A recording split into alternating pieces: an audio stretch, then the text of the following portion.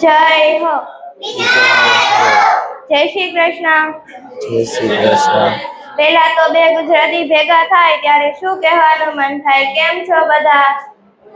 મજામાં. તો આજે હું ગુજરાત વિશે કહીશ કે ગુજરાતમાં શું છે. સિંહની દહાડ, નારીના સાળ, ગિરનાર પહાડ, સુરતનું જમણ, દીવ દમણ, કચ્છનું રણ, જૂનાગઢે ભવના દરિયા, સોમનાથ અને એનાથી આગળ દ્વારિકાનાથ પર બંદરની ચોપાટે દરિયાની સપાટી, બરોડામાં કમાટી સીધી, સૈયદની બાગ, દિવસખંડની સાડી, કંસલાબંધી અંદર, કચ્છની અંદર સુંદર માતાજીનો મઢ, અમદાવાદની પોર જસર, તોરણની જોડ, દખણે દરિયાની નર્મદાની તોલો, લાલ દરવાજાની બજાર અને જાનની ઓજાર, રોકાણમાં સોનું અને શેર બજાર, તાલાલાની કેરી, ગામડાની શેરી, લાલા લેરી, રાજકોટના ઘૂઘરા અને સુરતની ઘારી, ગુજરાતના ગાંઠિયા આખા વિશ્વ પર વારી, સરદારનું સ્ટેચ્યુ અને ક્રિકેટનું ગ્રાઉન્ડ, આખા વર્લ્ડમાં ગુજરાતી ગરબાનું સાઉન્ડ, એવડા મોટા દરિયા ને એવડા મોટા દીવ, અમે મોજે દરિયા ગુજરાતી, અમે ગુજરાતી ઉર્જા ભરપૂર, અમે મોજે દરિયા ગુજરાતી. ગુજરાતની ધરતી એટલે ભારત માતાએ પોતાની રમણી કેળમાં બેસાડેલું લાડકવાયું ધીરુભાઈ અંબાણી, નેતાશ્રી રતન ટાટા જેવા અનેક ઉદ્યોગ સમૂહપતિએ ગુજરાતને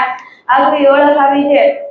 ઉર્જા અને ભરપૂર જે વીરની ગણના થાય વિલિયમ્સ એક્સપ્રેસ જેવી કંપનીઓ પણ ગુજરાતમાં આવે છે. ગુજરાત અંકલેશ્વર સૌથી મોટી ઉદ્યોગ વરસાદ આવે છે જે લાખો લોકોને રોજગારી પૂરી પાડે છે.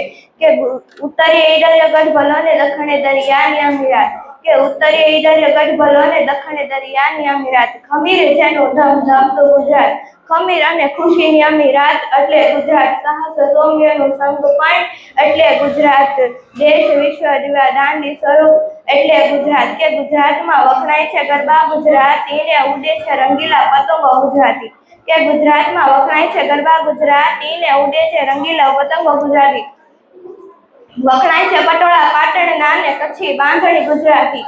કે વાહ ભાઈ વાહ, અમે આવા ગુજરાતીના લોકો છે. ત્યારે પ્રદેશીઓ પણ કહીને જાય છે કે ભૂલ્યા ભૂલાશે મયર માણ, ઘાને ભૂલી જશું પોતાની જાત, કે ભૂલ્યા ભૂલાશે મયર માણ, ઘાને ભૂલી જશું પોતાની જાત, પણ આટલું નહીં ભૂલાય કે એક દિવસ અમે માણી હતી ગુજરાત અને ગુજરાતીની મુલાકાત, કે એક દિવસ અમે માણી હતી ગુજરાત અને ગુજરાતીની મુલાકાત. જય હિન્દ.